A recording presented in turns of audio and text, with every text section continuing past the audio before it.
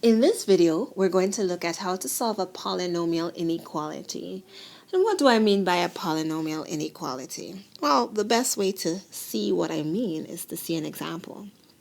So here we have x squared minus 1 is greater than x plus 5.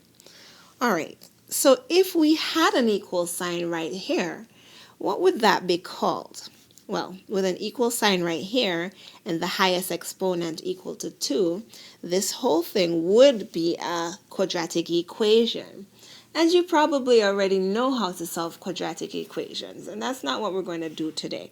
We're going to solve a quadratic inequality caused by that inequality sign. All right, so let's do it.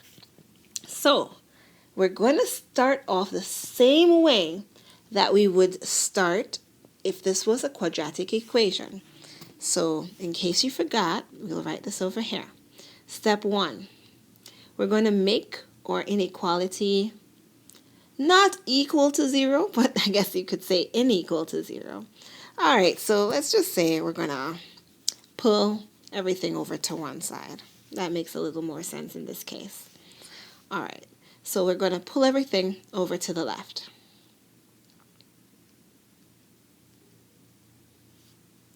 All right, cool.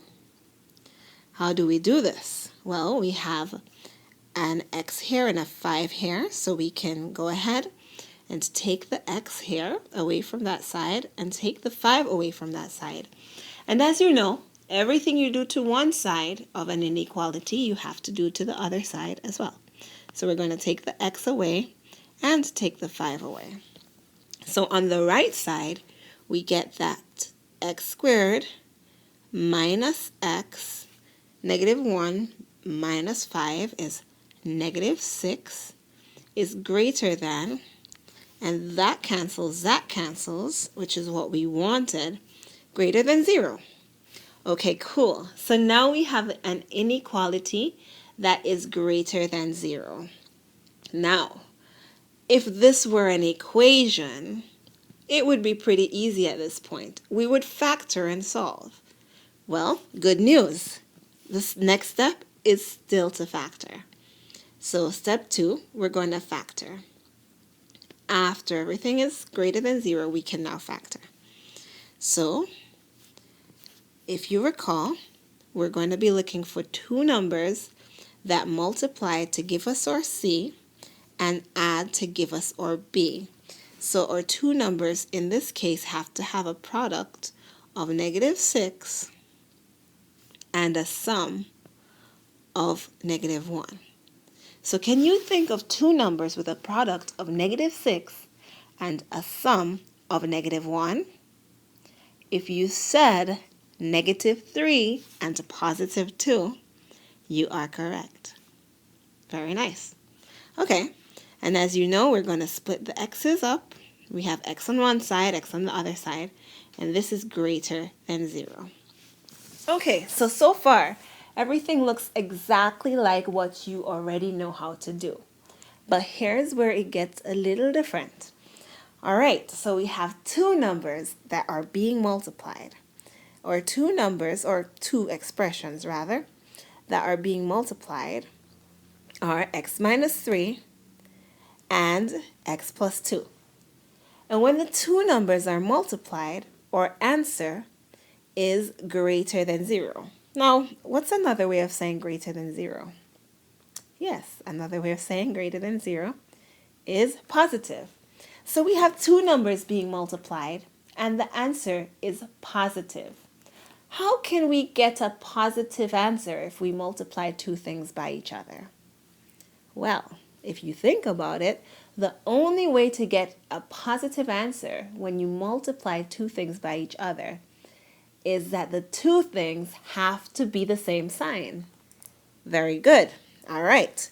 So once we figure out that both things have to have the same sign, then the rest of this becomes pretty easy. So now we have either, so let's write either here, x minus 3 is greater than 0. And so remember now, both of them have to be the same sign. So either they're both positive or they're both negative. So either x minus 3 is greater than 0 and x plus 2 is greater than 0. So that's just like saying either they're both greater than 0, which means positive, or, this is a big fat or right here, or they're both negative. So how would we write that? X minus 3 is less than 0 and x plus 2 is also less than 0. So it's either they're both positive or they're both negative. Now, what do we do at this point? All right, so now we can solve it. We're almost at the very end. So to solve it, it's just a linear inequality at this point, or a bunch of linear inequalities. Add 3 to both sides, and we get that either x is greater than 3, and again here, take 2 from both sides, x is greater than negative 2, or, big fat or there, so we do the same for the other side, and we get x is less than 3. And just in case you missed it, all I did was add 3 to both sides here.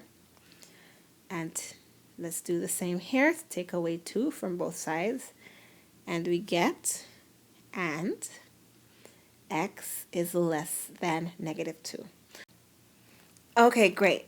So now if we look at the two things on the left side, over here, x is greater than 3 and x is greater than negative 2. Well, this is redundant if we say both of them. By saying x is greater than 3, we already know that x has to be greater than negative 2 as well. So that is one of our solutions. And if we go over to the other side, x is less than 3 and x is less than negative 2, again, redundant. If we know that x is less than negative 2, we already know that it also has to be less than 3. So our two answers I just put in boxes, and now we can go to another example. Okay, great. So here is our second example. I'm going to go through the first few steps, the first two steps a little faster because that's what we're already used to. But when we get to the third step, there's something slightly different. So make sure you stay tuned. Okay, so let's get everything over to one side. That's step one. We want to make everything, in this case, less than 0. So step one, we make it all go over to one side. So I'm trying to get everything over on the left side. So I'm subtracting 4 and I'm adding t squared. And so for my first step, I get t squared plus 3t minus 4 is less than 0. So all I did was order it in the way that we are used to seeing a quadratic function, with the square first, then the t, then no variable. All right, so that's step one, done. Now we are ready for our second step, which is factoring. So again, we're looking for two numbers with a product of -4 and the sum of +3. And our two numbers are 4 and -1. So here we have t plus 4 and t minus 1 is less than 0. So that's step 2. We've factored. But now is where things get a little bit different. So this is the part you were probably waiting for. In this case, we have the product being less than 0, so it is negative. Now, how can we multiply two terms or two expressions and get a negative answer? The only way to get a negative answer if we multiply two things is that the sign has to be different. Exactly. So the sign must be different in order to get a negative answer. Okay, cool. So what do we do with that? All right, so we're going to go with the whole either or thing again. So either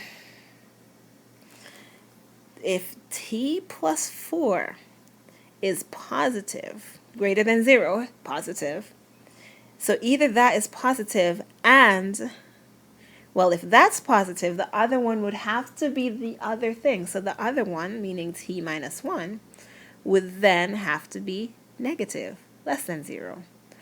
Or, big fat or here, once again, either that or t plus 4 is negative, so the other way around, and t minus 1 is positive. All right, so now that we know that, we can solve each and every one of these little things here. So we can take away 4 from both sides. Here we can add 1 to both sides. All right, let's write what that would be. So t is greater than negative 4 and t is less than 1.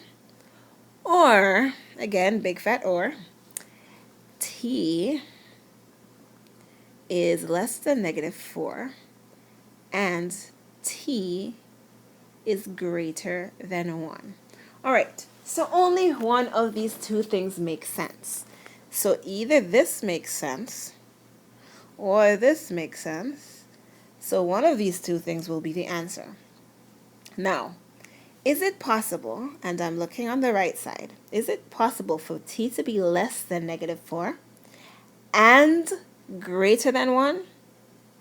Absolutely not. It's not possible for a number to be less than negative 4 and greater than 1. That's no good. So this solution makes no sense and we can ignore it. Is it possible, however, for t to be greater than negative 4 and less than 1? Absolutely yes. So therefore, this is our answer.